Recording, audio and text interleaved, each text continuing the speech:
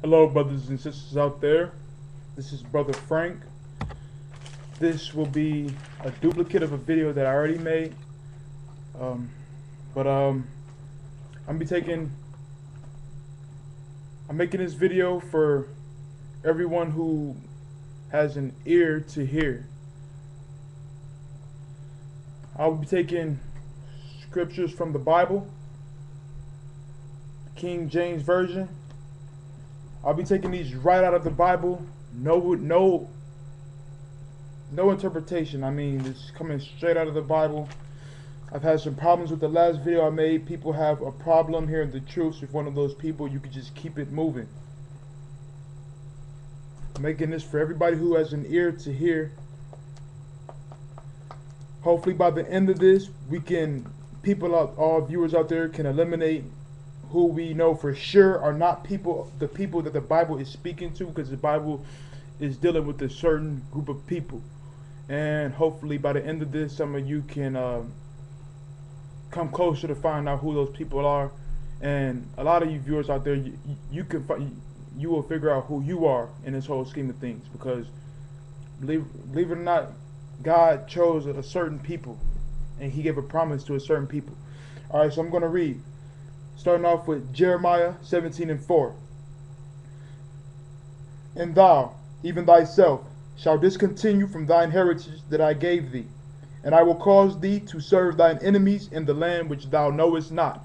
For ye have kindled a fire in mine anger, which shall burn forever. These people shall be discontinued from their heritage, serving their enemies in a land that they know not. Okay? Because you have kindled a fire in His anger. Now, Deuteronomy 11:27. That's where I'm going next. Excuse me if I'm not extrapolating on this enough for you, or elaborating on this enough for you, but I'm trying to keep my interpretation to a minimum, because people always have a tendency to say interpretation. So I'm going to let all the viewers out there interpret this on their own. Deuteronomy 11:27. A blessing if ye obey the commandments of the Lord your God, which I command you this day. And a curse if ye will not obey the commandments of the Lord your God, but turn aside out of the way which I command you this day, to go after other gods, which ye have not known. I'm going to keep it moving. Yep. I believe these are simple enough to where I don't, Deuteronomy 28:36. Deuteronomy chapter 28, verse 36. And I read, The Lord shall bring thee, and thy king which thou shalt set over thee, unto a nation which neither thou nor thy fathers have known, and there thou shalt serve other gods. And there shalt thou serve other gods, wood and stone. The Lord shall bring thee, and thy king which thou shalt set over thee, you and your king that you have elected, unto a nation which thou neither nor thy fathers have known. These are people that you or your fathers have not known. To serve other gods of wood and stone, where you will be worshiping wood and stone in this new land. I'm going to say it. I'm going to go there. I wasn't going to. The cross, wood. Buddhism, stone. Deuteronomy 28:48. Therefore thou shalt serve thine enemies, which the Lord shall send against thee, in hunger and in thirst, and in nakedness, and in want of all things. And he shall put a yoke of iron upon thy neck, until he have destroyed thee. Keep going down to 49. The Lord shall bring a nation against thee from far, from the end of the earth, as swift as the eagle flieth, a nation whose tongue thou shalt not understand.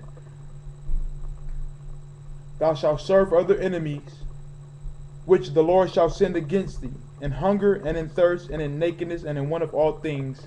We will have, the people of this book will have to go to their enemies for food, for water, for clothing, for want of all things. And this nation shall put a yoke of iron upon thy neck until he have destroyed thee. A yoke of iron upon thy neck, that sounds like a chain. If I'm wrong, leave a comment. Until he have destroyed thee. These people will be oppressed until they have been destroyed. Period. The Lord shall bring a nation against thee from far, from the end of the earth, as swift as the eagle flieth. Now, as swift as the eagle flieth. Look at your dollar bill. Look at your government center. For those of you in the United States, the United States is symbolized by the eagle. Like I said, look at your dollar bill. Look at your government center. Look at FBI. Look at all of it. I mean, Deuteronomy chapter 28 verse 40, or no, I'm going to go to 58. If thou wilt not observe to do all the words of this law that are written in this book, that thou mayest fear this glorious and fearful name, the Lord thy God, then the Lord will make thy plagues wonderful, and the plagues of thy seed, even great plagues, and of long continuance, and sore sicknesses, and of long continuance.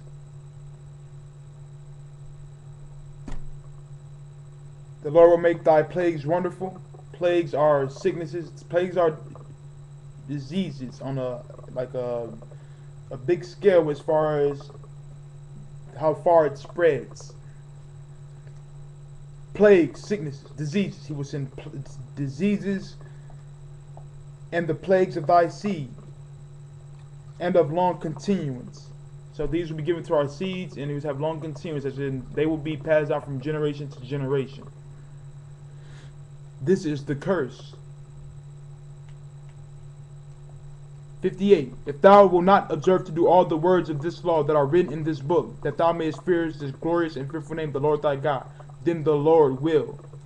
Then there comes the plagues, the judgments. Now I'm going to go to Deuteronomy 28 and 68. And the Lord shall bring thee into Egypt again with ships, by the way whereof I spake unto thee. Thou shalt see it no more again. And there ye shall be sold unto your enemies for bondmen and bondwomen, and no man shall buy you. And the Lord shall bring thee into Egypt. Egypt means bondage, slavery. Get a Zondervan dictionary, and that explains all of the meanings to these words in the Bible. Now, Egypt, that's pretty elementary. If you read, 2 books out of the First Testament, Genesis and Deuteronomy, you'll see that Egypt means slavery. By way of ship, people will be brought over by ships. Ring a bell? Thou shalt see it no more again. We shall see our land no more again, and we shall be sold unto our enemies for bondmen and bondwomen, and no man shall buy you. By buy, it means save. Like I said, I will say it again. Get a Zondervan compact dictionary, or you can ask around. There's many ways of finding out that buy means save. I mean, because people who were sold as bondmen and bondwomen, they were obviously bought, correct? Going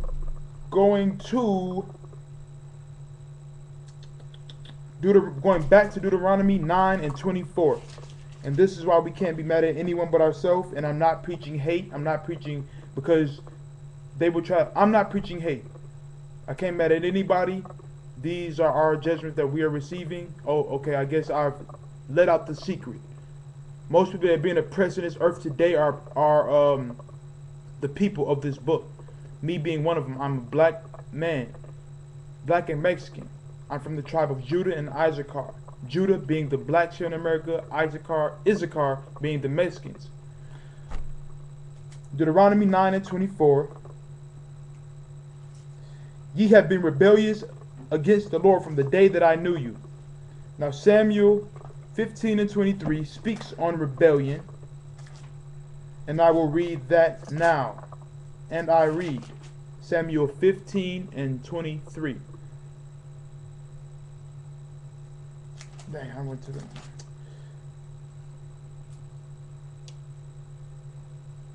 Samuel 15. Samuel 15 and 23. For rebellion is as the sin of witchcraft, and stubbornness is as iniquity and idolatry. Because thou hast rejected the word of the Lord, he hath also rejected thee from being king. Rebellion is as the sin of witchcraft. If you know anything about the Bible, witchcraft is a great sin, an abomination. Or stubbornness is as iniquity. Iniquity is impurity, unholiness. And idolatry is the worship of other gods, putting other gods before the Most High. This is a little worship, this is Lil Wayne, this is Eminem, this is Kobe Bryant, this is your Mel Gibson, this is your Tom Brady. That is idolatry. Witchcraft is what they used to do, like back in Egypt. They did this to make it seem as if they were gods. They mimicked the works of Moses that he did through the works of the Most High in order to make it seem as if they were gods. This is witchcraft, and it is a great sin. Rebellion is as the sin of witchcraft. So we're being punished for our rebellious ways. Now I'm going to go back to Genesis 49. And Jacob called unto his sons and said, Gather yourselves together, that I may tell you that which shall befall you in the last days. Now I'm going to go to Genesis 35 and 10. I'm going to go to Genesis 35 and 10. I'm doing this for a reason. Follow along with me.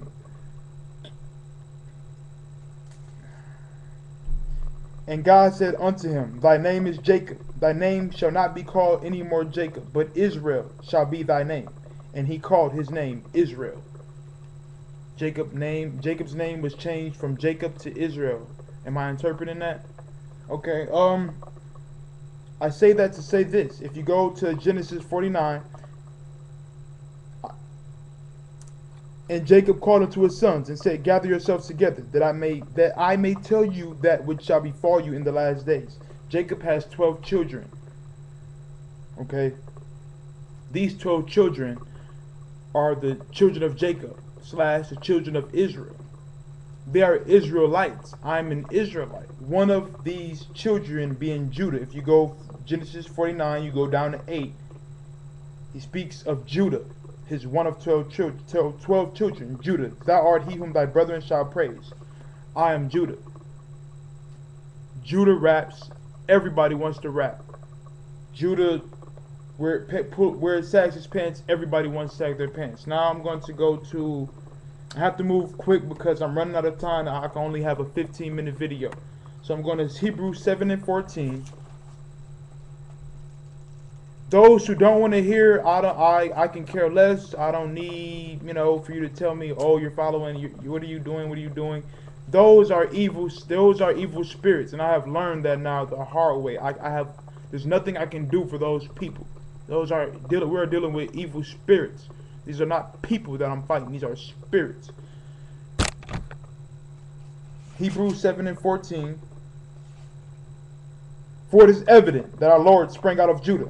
For it is evident that our Lord sprang out of Judah. For it is evident that our Lord sprang out of Judah. Now I'm going to go to Isaiah 2. And I have about a minute left. So if I rush, please bear with me here. Don't be mad.